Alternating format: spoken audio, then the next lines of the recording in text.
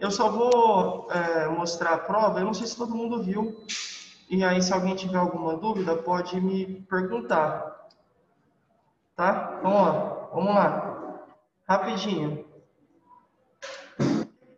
Então, tem as orientações, vou até marcar aqui, mas já mandei no grupo, né? Mas eu vou só marcar para vocês situarem. Tem as orientações da prova, o que você tem que fazer, o que não pode, tudo mais. E se tratando do conteúdo, são 5 perguntas. Você vai fazer a prova do jeito que você achar melhor. Então, certo, professor? Sei lá, eu acho que a pergunta 5 é mais fácil de responder. Ou eu me sinto mais confortável com a pergunta 5. São 2 perguntas de 5. Você escolhe as que você preferir. Não tem aqui o que é certo e o que é errado. Você que vai desenhar a prova como você achar melhor. Tá bom? Então, vamos lá. Pergunta 1. Por que o atendente de farmácia deve ter noções de anatomia? Essa pergunta não é tão difícil. Na verdade, essa é bem fácil. A gente falou bastante. A 2. Por que deve ter noções de fisiologia? Lembra, a anatomia é uma coisa. A anatomia tem a ver com divisão do corpo em partes. Então, cada parte tem a sua função, tem a sua estrutura. E a pergunta 2, fisiologia, tem a ver com o funcionamento dessas partes. Então, como é que o coração funciona? Como é que o cérebro funciona? Qual que é o funcionamento, sei lá, do sistema endócrino, que é o que a gente vai ver hoje. Então, isso é fisiologia. Fisiologia é funcionamento. A anatomia tem a ver com divisão em partes do corpo. Essa é a ideia. Pergunta 3. O que é pequena circulação e qual a sua importância para o corpo? Eu lembro que nessa aula está no grupo, mas eu mostrei até uma imagem, a gente explicou bastante como funciona. Então, é bem tranquila essa também. Pergunta 4. Existe uma ligação, associação entre os sistemas do corpo? Você já falou bastante. Sim, com certeza tem uma ligação. E aí você justifica a sua resposta. Sim, tem associação, e aí você dá um exemplo, ou justifica o que você achar melhor. E a pergunta 5, falar um pouco sobre o sistema reprodutor. Então, são 5 questões, você escolhe as 2 que você se sentir mais confortável para responder. Aí, cada uma vai valer 5, né? A prova vale 10. 10 por 2, 5 cada questão. Certo? Mas, se alguém tiver alguma dúvida, pode me procurar, que é mais tranquilo. Eu acho que é bem melhor assim do que a gente fazer, sei lá, 10, 15, 20 perguntas. É mais tranquilo assim, que você faz como você achar melhor. Você se sente mais confortável. Bom, passamos essa parte de introdução, agora a gente vai efetivamente para o conteúdo. Hoje, a gente vai conversar sobre 2 capítulos que são importantíssimos e que, com certeza, um deles, pelo menos, que é o endócrino, não é muito famoso e aí às vezes a gente acaba se esquecendo dele. Mas é tão importante, vocês vão entender o porquê, é tão importante quanto os outros sistemas. Então a gente conversa hoje de sistema endócrino e conversa também de sistema reprodutor. Então, endócrino é um sistema que está voltado para a produção de hormônios. E os hormônios controlam e regulam o nosso comportamento, regulam as nossas emoções, e, enfim, aí tem várias outras coisas que os hormônios fazem. Então, o sistema endócrino tem uma relação direta com o hormônio, tá bom? Ou são glândulas que produzem hormônios. A gente tem alguns exemplos aqui na aula de hoje. Eu vou passar alguns para vocês, mas lógico, na apostila também tem alguns, mas obviamente existem muitas outras opções, muitos outros hormônios que não foram colocados na apostila e que eu também não vou trazer aqui, certo? Porque o objetivo é falar do sistema endócrino e não falar de hormônios, certo? É mostrar quem que é esse sistema, qual que é qual que é o papel dele, qual que é a função, quais são algumas partes importantíssimas nele e tudo mais. Depois, a gente vai olhar para o sistema reprodutor. Então, o que é esse cara? Quem é o sistema reprodutor? Como que será que o sistema reprodutor se dá no homem? Como será que se dá na mulher? Será que é diferente? quais seriam as partes do sistema reprodutor feminino e do masculino? Como é que funcionam esses sistemas? Como é que acontece? Aí eu trouxe vídeos mostrando algumas coisas legais, e a gente vai ver aqui no YouTube, mas é para mostrar, para representar, como eu tenho feito nas últimas aulas com vocês, para tentar representar como é que o espermatozoide chega lá no útero e como é que começa a se formar. Então, isso é sistema reprodutor, tem a ver com a manutenção da vida. E, óbvio, citar algumas doenças também relacionadas a esses dois sistemas. Tanto o sistema endócrino, algumas patologias, algumas doenças, quanto no sistema reprodutor. Antes da gente entrar no assunto, eu só vou falar um pouquinho, resumidamente, sobre os dois sistemas que a gente trabalhou na aula passada. Sistema urinário, lembram? É o sistema responsável pela produção, pelo armazenamento e pela eliminação da urina. Cada órgão do sistema urinário tem o seu papel. Opa, entra aí. Cada órgão tem o seu sistema, tem o seu objetivo, tem a sua função. Alguns produzem a urina, e aí no caso são os rins. Outros conduzem a urina até a bexiga, no caso os ductos. A bexiga tem o objetivo de armazenar, vai ficar ali, a urina fica um tempo na bexiga. Em algum momento essa urina tem que sair, aí ela sai pela uretra. Essas são as estruturas do sistema urinário. Em algum momento esse sistema também pode apresentar patologias, a gente mostrou a incontinência urinária, por exemplo, que é quando o paciente fica fazendo xixi e não tem controle, não sente, alguns não sentem que vão fazer, ele faz nas calças. Outros até sentem, mas não conseguem segurar. Isso é incontinência urinária, que é um exemplo de uma doença do nosso sistema urinário. Depois, a gente foi para o sistema tegumentar.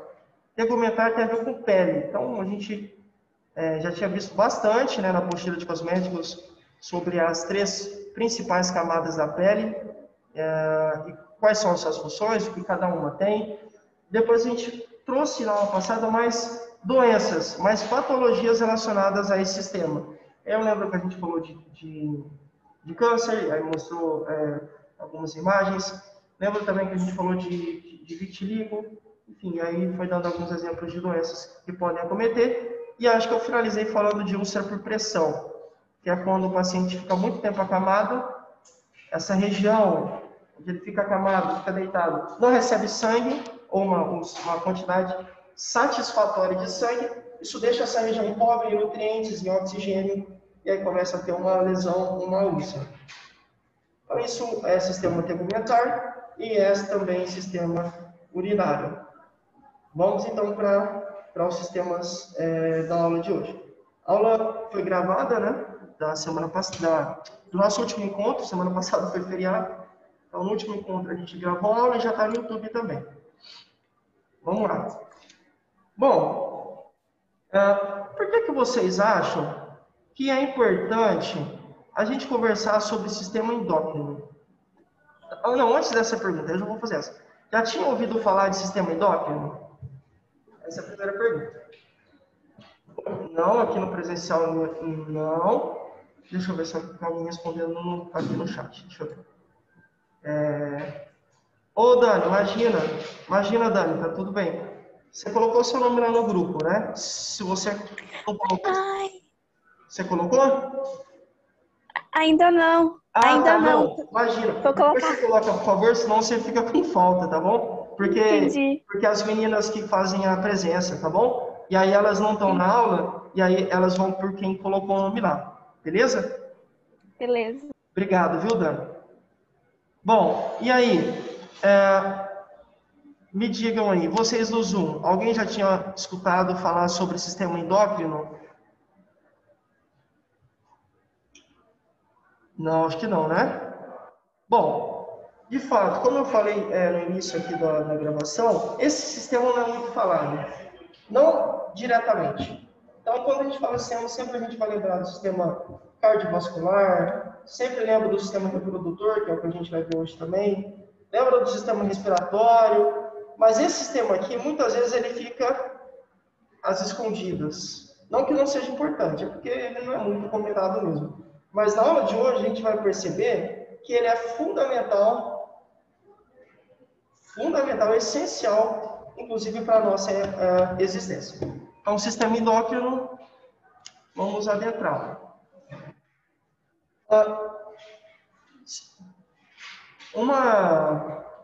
Toda vez que vocês se depararem com essa palavra endócrino, associem imediatamente com hormônio, mais fácil.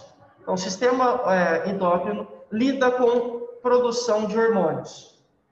Como isso acontece, professor? Algumas partes do corpo produzem hormônios, certo? Então, a gente tem glândulas, por exemplo, que secretam o hormônio. Lembra que os rins secretavam urina, faziam urina? Nesse caso, essas glândulas aqui produzem, secretam, liberam hormônio para o nosso corpo. Então, associem, liguem sempre sistema endócrino a glândulas, consequentemente a hormônios.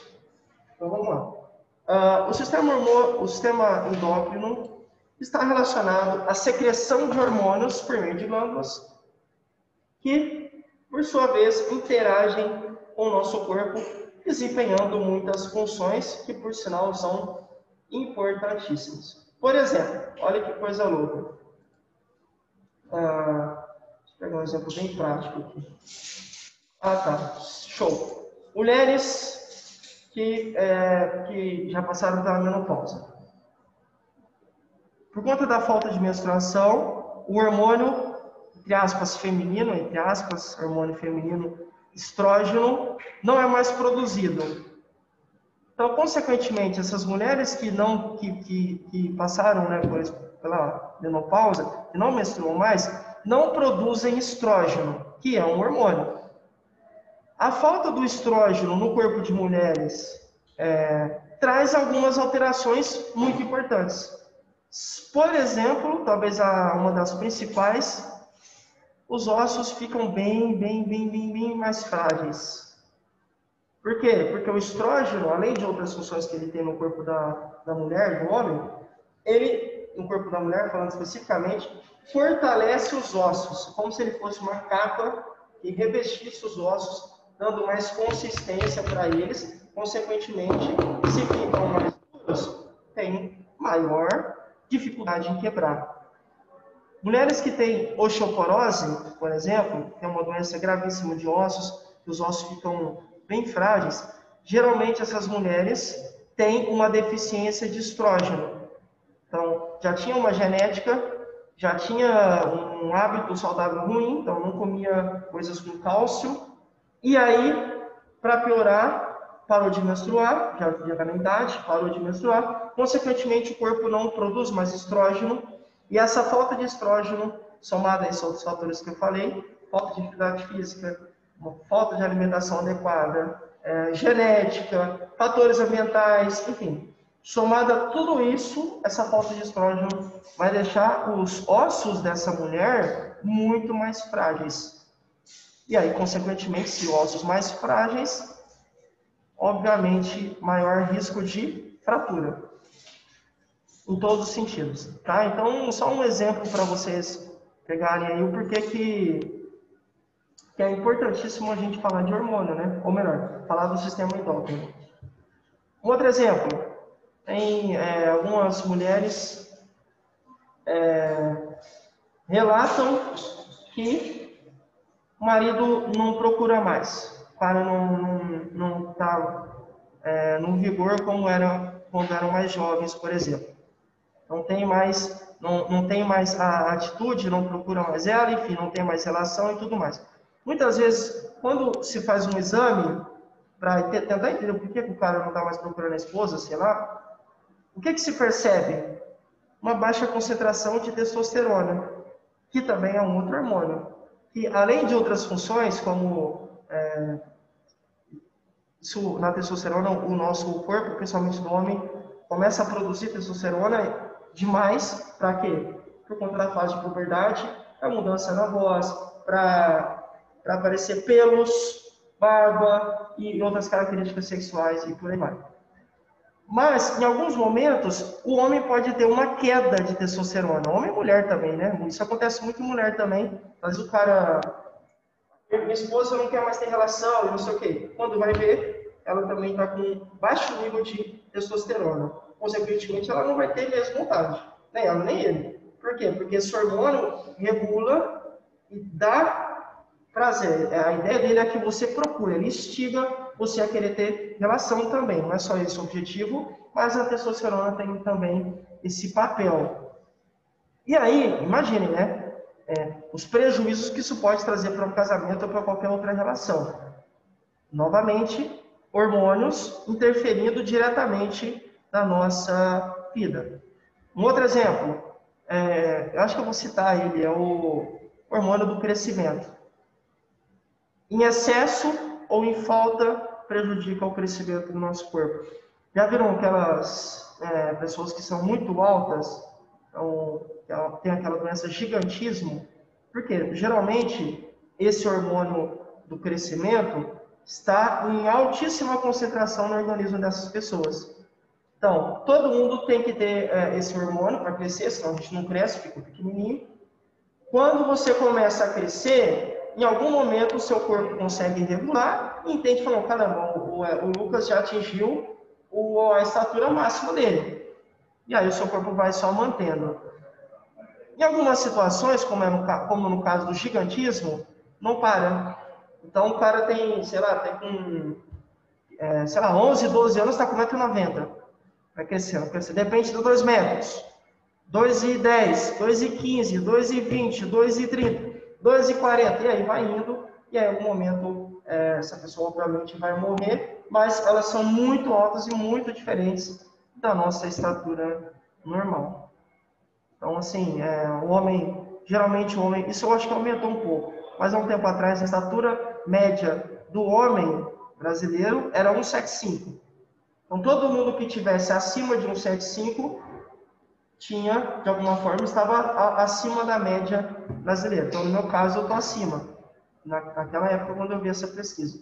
E mulheres, geralmente, 1,70 m. Essa era mais ou menos a média. Mas hoje isso mudou muito. Você vê crianças com 15 anos, sei lá, 11 anos, do meu tamanho até maior. O hormônio do crescimento também entrando aí em ação. Tá? Então, acho que eu dei 3 exemplos, né? 3 exemplos de hormônios que têm um papel fundamental no nosso organismo e sem eles a gente com certeza vai ter muitos problemas. Então, isso é o sistema endócrino. É o sistema que vai produzir, por meio dessas estruturas que a gente chama de glândulas, esse sistema vai produzir esses hormônios e liberá-los para que eles, de alguma forma, ajam no nosso organismo. A falta deles traz prejuízo e o excesso também, com certeza, vai trazer prejuízo.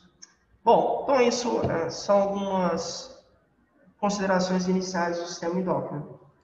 Bom, assim como vimos em todos os outros sistemas, o endócrino também é dividido por partes, lógico. Nenhum sistema é composto de um órgão só. Vocês viram, a gente terminou praticamente a apostila e todos os sistemas têm muitas e muitas e muitas estruturas. Ou seja, o sistema cardiovascular, sistema nervoso, sistema todos têm uma lista de estruturas e de órgãos. Por quê? Todos esses órgãos contribuem, um trabalho em equipe, digamos assim, todos esses órgãos contribuem para que aquele sistema no nosso organismo desenvolva a sua função. Então, se eu tenho alguma parte do sistema respiratório, em alguma estrutura ali, algum órgão, que não funciona bem, o meu sistema respiratório não vai funcionar bem, posso, por exemplo, até morrer. Se algo do meu sistema nervoso não funciona tão bem também, meu corpo vai ter prejuízo, vai ter alterações, vai ter complicações, vai ter, de alguma forma, isso vai me fazer mal, vai ser maléfico para mim, para a minha existência. Então, o sistema endócrino também tem as suas partes. Vamos lá, vou falar algumas aqui. Umas das partes ou estruturas que fazem parte, que compõem esse sistema. Glândula pineal, timo, aí eu vou falar um pouquinho depois sobre isso delas mais para frente. Glândula pineal, timo, glândula tiroide, famosa tiroide. hipotálamo, ovário, testículo. Isso aqui também a gente vai entender também um pouquinho qual que é a função dele, mas vocês vão ver também que é importantíssima.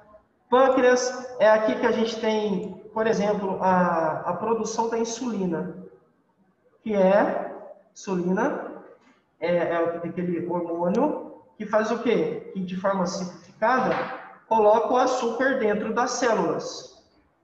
Então, pacientes que têm diabetes, tem dois tipos, a gente vai falar na aula de hoje, eu vou falar um pouquinho sobre diabetes. Mas tem um tipo de diabetes, que é o tipo 1, que é uma doença autoimune, uma doença que às vezes já se diagnostica até com criança.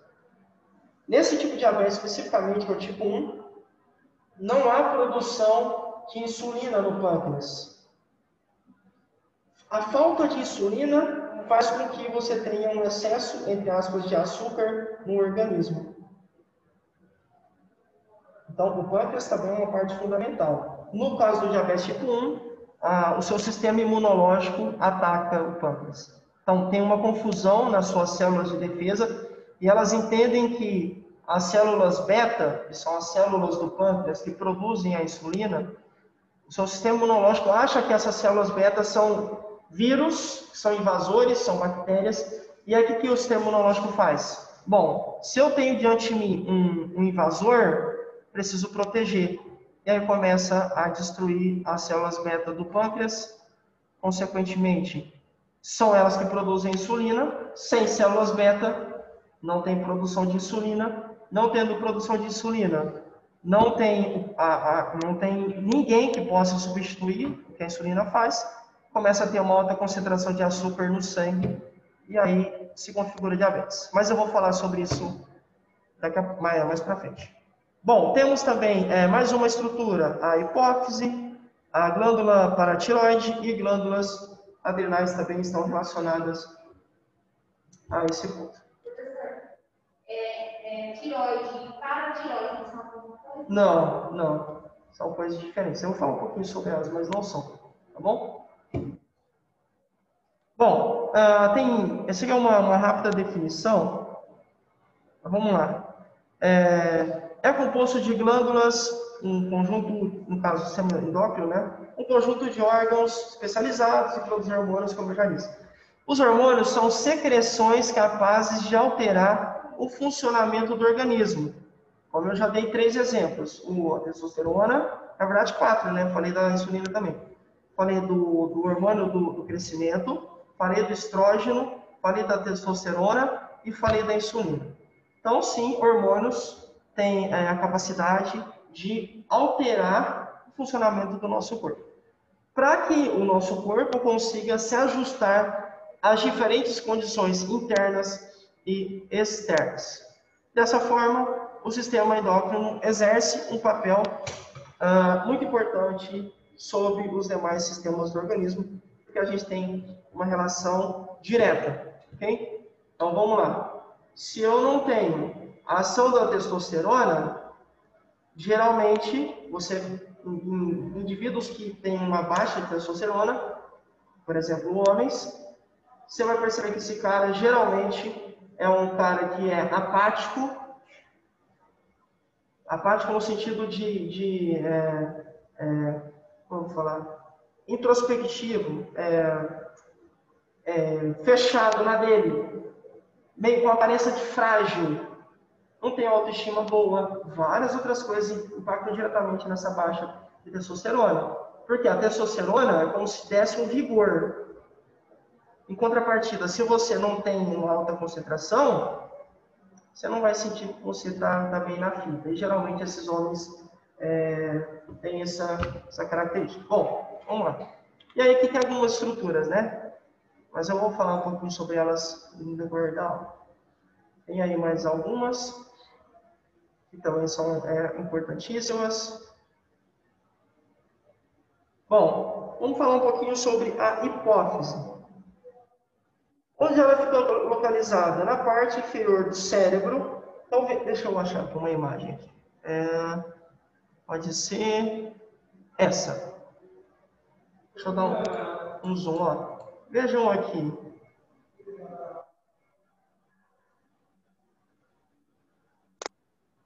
Olha, vejam, o sistema endócrino tem partes ou estruturas que produzem esses hormônios, né? Tem glândulas em todo o nosso corpo, ó. Desde a cabeça até quase nos pés, né? Até aqui no caso do homem, até aqui nos testículos. Então tem aqui na cabeça, tem aqui na região da garganta, tem no tórax, tem aqui no pâncreas, que é aqui no abdômen, e por aí vai. No caso da mulher, tem aqui também essa região próxima aos, aqui onde, no caso do homem é testículo, mas a mulher são os ovários. Então, por todo o corpo, ou em várias partes do corpo, nós temos deixa eu silenciar aqui, aí. Em várias partes do corpo, temos estruturas responsáveis por fazer esses hormônios, por liberar, por secretar. E aí a gente vai começar falando da hipófise, que fica aqui no cérebro. Deixa eu só dar um... Aí. Opa. Bom, vamos lá. E aí ela é responsável por produzir alguns hormônios. Eu vou falar de 3 hormônios aqui. Essa hipófise é responsável pela produção desses hormônios. Vamos falar de 3. Na faculdade, às vezes, ou em alguns vídeos, se você for procurar, o pessoal vai chamar de pituitária. Nome estranho, mas eu já vi algumas pessoas chamando essa glândula aqui de pituitária. Acho mais tranquilo falar hipófise, né? Mas tem quem fala pituitária. Bom, 3 exemplos de hormônios que essa glândula produz. A prolactina, que estimula a produção do leite. Olha que coisa louca. Você tem, que coisa doida, né? Muitas vezes, algumas mulheres não produzem leite. Isso pode estar relacionado a quê? A baixa da prolactina. Uma baixa concentração desse hormônio que estimula. Se ele estimula, se está em falta, dificilmente a mulher vai ter leite, né? Porque é ele quem aumenta a produção, é ele quem fica estimulando. Olha, você tem que produzir leite, tem que produzir leite, tem que produzir leite. Se ele fica em baixa, isso não acontece. Então, percebe? Isso é como no caso de... Dá um exemplo aqui da dopamina, é um neurotransmissor. Dopamina é fundamental para o nosso organismo. Muitas vezes, essa dopamina pode também estar em baixa. Você começa a ter algumas alterações, como, por exemplo, pacientes com Parkinson têm uma concentração de dopamina muito baixa. Porque a falta de dopamina faz com que você não tenha controle sobre os seus movimentos, muitas vezes. Por isso que os pacientes ficam assim com tremores, ficam tremendo. Por quê? Não conseguem controlar os movimentos. Não controlam porque não tem dopamina. A dopamina tem um papel também no controle dos movimentos intencionais ou movimentos voluntários. A falta de dopamina também faz com que o paciente não veja a vida com os bons olhos. Então, geralmente, as pessoas que têm essa baixa concentração de dopamina são mais tristes. Isso é muito comum, de dopamina e serotonina, é muito comum em depressivos. Então, pessoas que têm depressão, você vai estudar, vai ver o que foi, por algum motivo, sei lá, algum evento da vida, perdeu a mãe, perdeu o cachorro, sei lá, foi mandado embora, ficou deficiente, sei lá, alguma coisa, algum evento da vida pode ter acontecido, e essa pessoa ficou com depressão por conta disso, mas tem pacientes que a vida continua normalmente. Não ficou deficiente, sei lá, não perdeu o emprego, não foi traída pelo marido, os filhos estão bem, todos vão bem, tá tudo bem na vida dessa pessoa, mas de repente ela começa a ficar muito triste. E aí o médico vai fazer um exame, nota uma baixa concentração de serotonina e dopamina. Então, essa tristeza, a depressão dessa pessoa não é por conta de eventos externos, coisas que aconteceram na vida dela, não. Isso acontece, essa depressão é por conta de questões internas, a baixa concentração, né, de serotonina e dopamina. Bom, vamos lá. Então, essa prolactina tem esse papel de estimular a produção de leite. O GH, que é o que eu já dei o exemplo para vocês, é o hormônio do crescimento. E a ideia dele é o quê? Promover o crescimento, né? De ossos, de cartilagens, e aí, obviamente, vai acelerar o crescimento do nosso corpo, né? Do nosso organismo como um todo. Hormônio tiroestimulante, TSH, estimula a secreção dos hormônios na tireoide. Então, você tem um hormônio que vai estimular... Professor, Olá? bom dia. Oi, bom dia. Não está compartilhando os slides com a gente, do pessoal do Zoom? Ah, não compartilhou? Pera aí que eu vou compartilhar de novo. Achei que tava. Não. Aí. Foi? Às vezes dá pau. Ah, sim, agora foi. Foi? Obrigada. Imagina. Foi sim. Achei que tinha aí. Obrigado, viu, Josi? Por nada. Bom, imagina, você tem um hormônio, no caso que é esse aqui, TSH, estimulante, que vai estimular lá na tireoide a produção de outros hormônios. Então, é um hormônio regulando a produção de outros hormônios, ou estimulando, né? E aí tem outros exemplos aqui na página 69. Como eu falei para vocês, o objetivo é falar do sistema endócrino, né? E não ficar falando dos hormônios. Trouxe aqui alguns exemplos para vocês. Aí tem um cara existe uma especialidade médica que lida com hormônios, que é o endocrinologista. Isso, percebam aqui, ó, endocrinologista, que é o cara que estuda hormônios, ou que estuda o sistema endócrino, e é ele quem tem habilidade e competência para tratar de doenças ou outras alterações aqui no organismo, tá bom? Falando sobre a hipófise, agora tem a neurohipófise. Bom, obviamente ela é formada por tecido nervoso, né? Neuro tem a ver com cérebro, atividades neurais, atividades neurológicas, ou seja, na cabeça. Então, faz sentido ela ser formada por tecido nervoso. Qual que é a ideia aqui? Ela é responsável por armazenar os hormônios ocitocina e vasopressina, que vem do hipotálamo. Essa vasopressina é bem curiosa. Deixa eu pegar um exemplo aqui. Ah, tá. Vamos lá. Muitas vezes a gente não toma água. Brasileiro, não todos, mas muitos, não tem nenhum hábito de beber água. Mesmo vivendo no calor que a gente vive aqui, não tem água. Quando você não bebe água, obviamente, você vai ficar desidratada, ou desidratado, eu fico. O que acontece nesse momento com o nosso corpo? O nosso cérebro é extremamente poupador, econômico, só ele. Ele dá um comando para que o seu corpo produza essa tal vasopressina aí. O que ela faz? O que essa vasopressina faz? Ela dá a vasopressina dá um comando para os seus rins para que eles retenham líquido.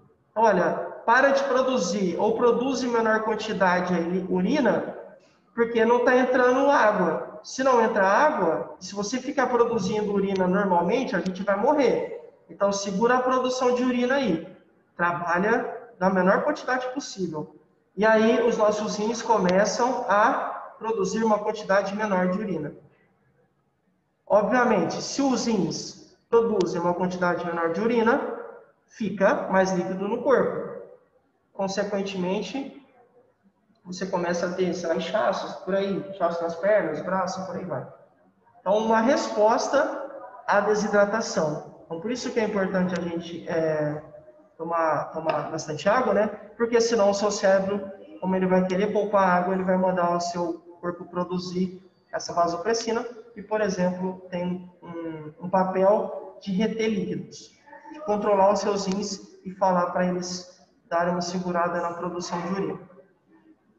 Outra estrutura, outra parte que compõe o sistema endócrino. Hipotálamo. É responsável em fazer a intermediação entre o sistema nervoso e a liberação dos hormônios pelo sistema endócrino. Olha que coisa louca. Então, tem uma pergunta da prova que fala assim: existe associação entre os sistemas? Sim, claro, está aqui a resposta. Nesse caso aqui, o hipotálamo é uma glândula, é uma parte, é uma estrutura que faz a intermediação, que faz a comunicação entre o sistema nervoso, obviamente o sistema nervoso central, e a liberação dos hormônios. Então, como é que eu sei que eu preciso de mais testosterona? Como é que o meu cérebro sabe disso? Ele sabe porque ele está interligado com o meu sistema endócrino. É uma questão lógica. Então, há uma associação entre esses dois sistemas também. Eles se comunicam por conta, né, e quem faz esse meio de campo, quem faz essa intermediação, quem faz essa comunicação entre o sistema nervoso e o sistema endócrino é o hipotálamo. Bom, o que mais? O que esse cara faz? O que essa estrutura, o que essa parte do sistema endócrino faz? Regula alguns processos metabólicos e as atividades autônomas. O que é uma atividade autônoma? Alguém tem algum exemplo? Para mim, a gente já falou sobre isso. Alguém lembra? A gente falou, deu um outro nome, chamou movimentos autônomos. Acho que eu falei sobre isso, né? Sobre movimento. Acho que foi essa expressão que eu usei. Mas eu tenho certeza que a gente já falou. Alguém lembra de alguma atividade autônoma que acontece no nosso corpo? O que é algo autônomo? É algo que acontece por ele mesmo. Então, por exemplo, quem é um profissional autônomo? É um cara que faz acontecer sozinho. Ele não depende de uma empresa, de um patrão, para dar dinheiro para ele. Não, ele vai e faz acontecer, desempenha a sua função e tudo mais. Atividades ou movimentos autônomos são aquelas atividades que acontecem no nosso corpo sem a nossa parcela. Eu não fico, por exemplo, falando para o meu coração, bata. Não, o coração bate naturalmente.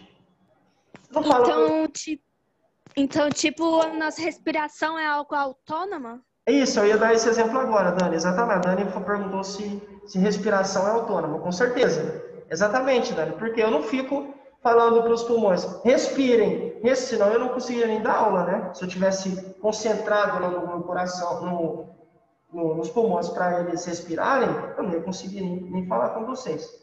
Então, são coisas que acontecem de forma autônoma, sem que eu fique concentrado, preocupado, dando comandos para acontecer. Essas atividades ou movimentos autônomos acontecem também por conta do hipotálamo, que é essa parte lá do sistema endócrino. Esse cara, inclusive, tem parcela nessas atividades autônomas. Vejam a importância do sistema endócrino. Como é que o meu coração sabe que tem que bater de 12 a 20 vezes e não 300 vezes por minuto? Porque o hipotálamo ajuda a regular a cadência do meu coração, quantos batimentos ele tem que ter em média por minuto. Como é que o meu coração, eu não fico respirando? Eu só respiro uma vez por minuto, porque o hipotálamo tem uma relação direta com o meu sistema respiratório. E aí ele vai regular a frequência. No caso, enfim, por aí.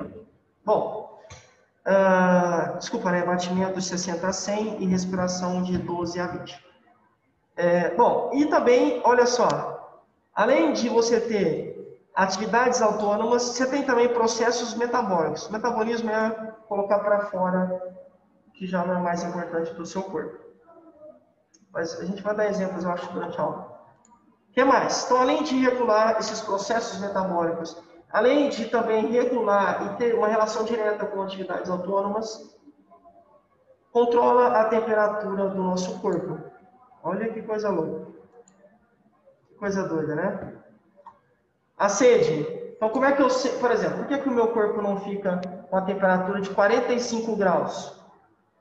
Porque o hipotálamo influencia na regulação. Eu sei que eu tenho que ficar, sei lá, com 36, 36,5, alguma coisa assim. Tá bom? Ou de 36 a 37,5, né? Tenho que ficar. O hipotálamo faz parte do sistema endócrino, regulando também a minha temperatura. A sede, uma coisa. Está na hora de beber água. O Janice, está na hora de você beber água. Hipotálamo, tá bom? A fome, o comportamento sexual, falei, tem a ver também, né, com alguns hormônios, que eu já dei exemplo.